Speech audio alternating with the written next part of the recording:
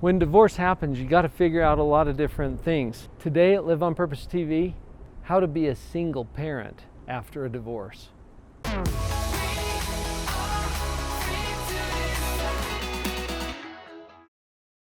5 quick tips today from my experience in working with hundreds of people who have actually done this.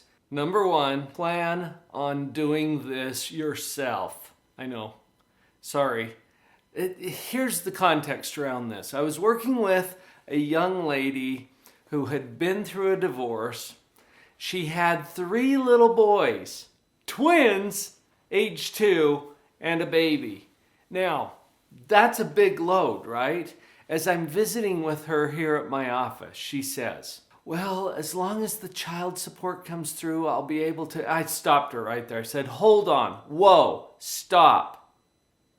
Child support? Now, disclaimer, folks, I don't want to let anybody off the hook for their responsibilities for their family.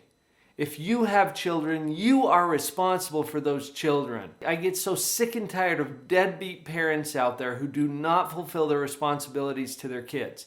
We're not talking about that right now. The person who is on my couch is this young mom who is depending on child support to come from her ex. Now, should her ex pay? Yes, that's not the point here. But that's outside of her control. And that's the point that I wanted to make with her. Look, plan on doing this yourself. What that means is figure out how you, without your ex's support, can come up with the resources and the money and the support that you're going to need on your own. I know this is really harsh, but this changes our thinking and our planning and our strategizing.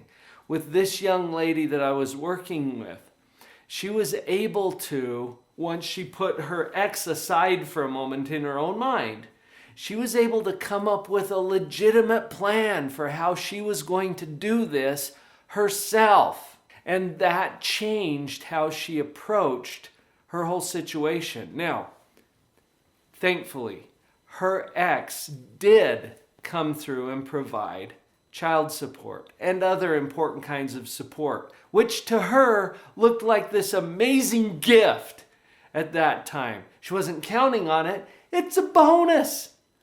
Awesome. And she was able to independently and powerfully, as an individual herself, come up with what was necessary to support herself and these 3 little boys. That's why I say that's number 1. You figure out how you're going to do this. You plan on doing this yourself. Now that leads us to number 2. You don't have to do this yourself. Ha! So I set you up. I totally set you up. You're not alone.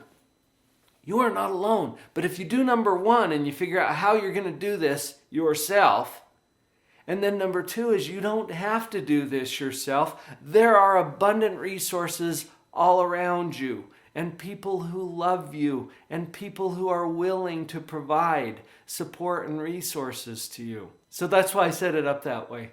You get your mindset on, okay, here's how I'm going to do this, and then you open yourself up to the amazing and wonderful support that is all around you. You're not alone. You're not the first one to do this. You won't be the last.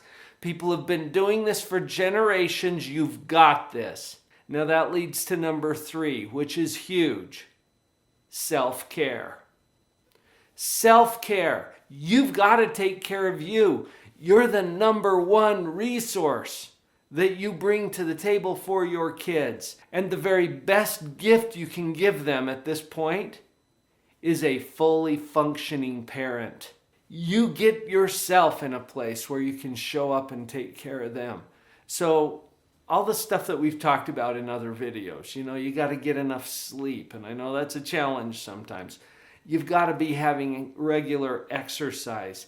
Eat a balanced, healthy diet. You take care of the machine. Take time for solace, meditation, periods of connection and spirituality and prayer. These are important to make sure that you are in position to function well, not only for yourself, but obviously for your kids. Now, number 3 is to build a team. We've all heard that it takes a village to raise a child. That is so true in so many ways. And remember number 2, you don't have to do this yourself. There are abundant resources around you, and it's going to take some intentional effort on your part to actually assemble and call together your team.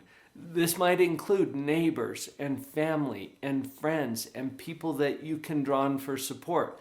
It might include people like me. I'm on your team here on YouTube, and you can access these videos anytime that you want. There's an abundance of other resources out there too. In fact, that leads me to number 5. Tap into the abundant resources that are available. Now, I've already started to list some of these. Right in your own community, you're going to find resources. Some of them you weren't even aware of before. Open up your eyes, open up your ears, start to pay attention to what resources are out there.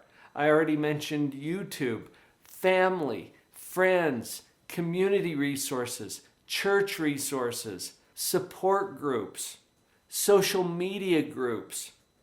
There are so many resources out there to support you as a parent. And as a person, I love that we live in an age where we can connect with each other easily, where we can see that we're not alone, and that there are other people who have already solved the problems that we're working on right now. You know what? That brings up another issue, because you have already figured out how to solve certain things that are still baffling some of your brothers and sisters on the planet. Share it. Become a resource.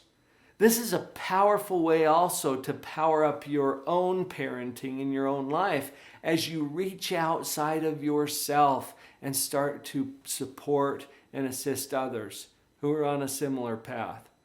As we work together, we can do this. So yes, plan on doing this yourself, but you don't have to do it yourself because of all of the abundant resources that are so plentiful all around you. Parenting is tough enough as it is. There's a lot of other great videos here in the Positive Parenting playlist. You're going to want to check those out as well.